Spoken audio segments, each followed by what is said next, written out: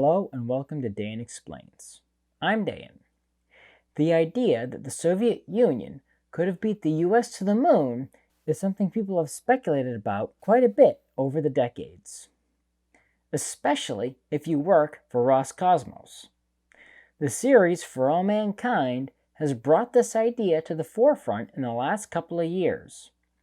However, how they depict it actually happening absolutely could not have happened. I'm going to go further than just explaining why the series For All Mankind couldn't have ever happened the way they depict. Because, that just isn't interesting. I'd also like to explain how I think it probably could have happened. And it's way different than the way people usually assume it could have happened. Let me explain why.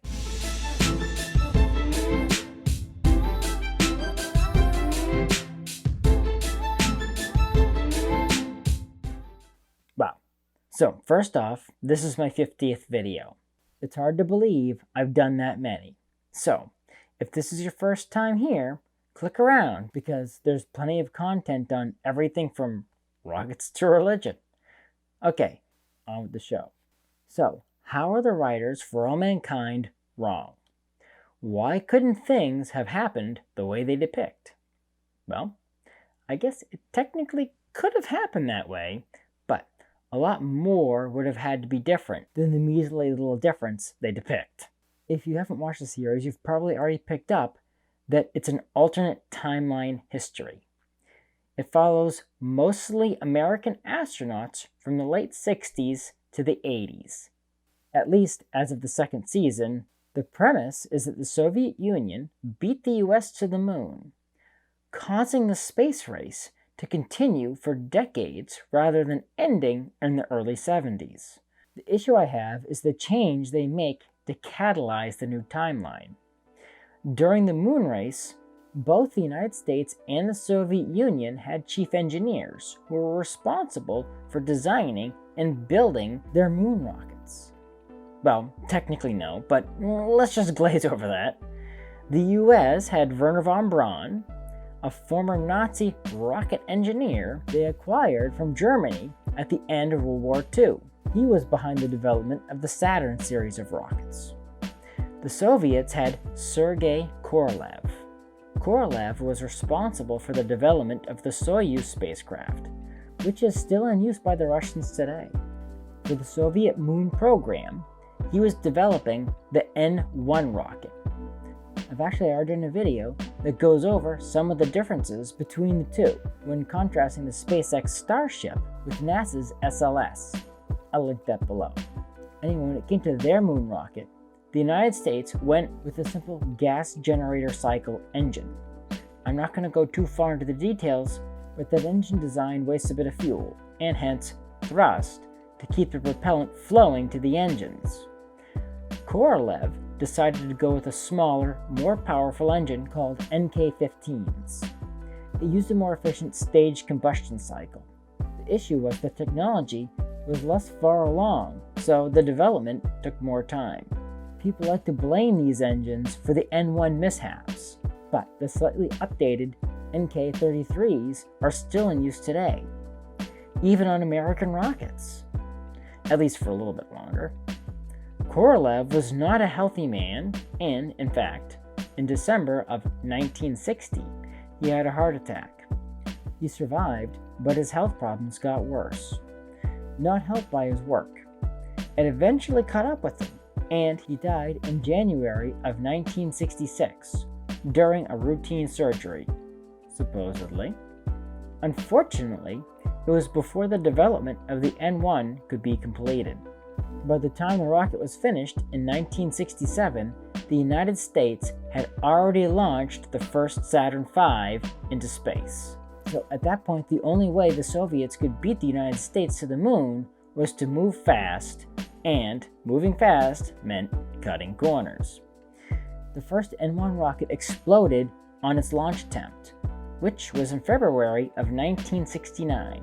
Now, had that been successful, and if the destination had been the moon, which I think it was, but you never actually know with the Soviet Union, they could have beaten the United States to the moon by 6 months, since Apollo 11 went to the moon the following July. Now, in the series For All Mankind, the Soviets were successful in this mission, the main reason being that Korolev never died. Now, if Korolev hadn't died, the Soviet Union probably would have gone to the moon, but they wouldn't have been able to beat the United States, since Korolev did have the political clout to possibly keep the N1 program from getting canceled. The issue was there just wasn't enough time to test the N1. The Americans had launched the Saturn V for 2 years by the time the N1 was considered to be ready enough to fly, and that's with them rushing it. Now, you'd think for them to be successful, they just would have to start working on the N1 rocket a little bit earlier. It seems like a simple fix for the perspective of a writer. However, there's more than just time to consider. Sergei Khrushchev, who was the son of the Soviet Premier Nikita Khrushchev, the premier of the Soviet Union in the early 60s, when the moon programs got underway, admitted the Soviets never had a chance, even if they had started earlier, because Korolev didn't want to build and test parts of the N1 rocket in stages. So even if they had been able to launch the N1 in 1967, they still would have encountered the same issues they did in 1969. They would have had to work through the issues instead of having most of them out of the way like the Saturn V did by that time. And just on a side note, they did work on the N1 rocket until like 1972 when they finally gave up.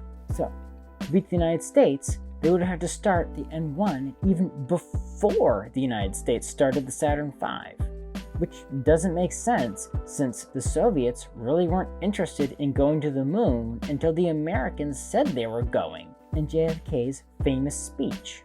So, how then would have the Soviets beat the Americans? Especially with a single historical change similar to how For All Mankind depicts. I believe there's one change that could have gotten the Soviets to the moon first. Instead of Korolev living longer, if instead he had died of the heart attack that he had in 1960. You see, the N1 wasn't the only moon rocket design the Soviets were considering. The N1's big rival was the Universal Rocket 700, also known as the UR-700. It was to be the successor of the UR-500 that we know today as the Russian Proton rocket, which we all know, of course, is still being used, just like the Soyuz, actually. The man who was managing the UR program was Korolev's biggest rival, Vladimir Chelimy. Korolev and Chelimy were forced to work together on the moon program when Korolev's rocket got picked. The Soviets did want to do a lunar flyby using the UR-500 to beat the Americans' Apollo 8 flyby, but because of the split moon program, the funding for the UR-500 for a lunar flyby and the N1 for a lunar landing, they weren't able to make it. So they canceled the idea of an Apollo 8 lunar-style flyby in favor of just going straight to the moon using the N1. So, what if Korolev had died in 1960? Well, there would have been no N1, and the Soviets most likely would have given all that funding to Chelimy for the UR-700 rocket.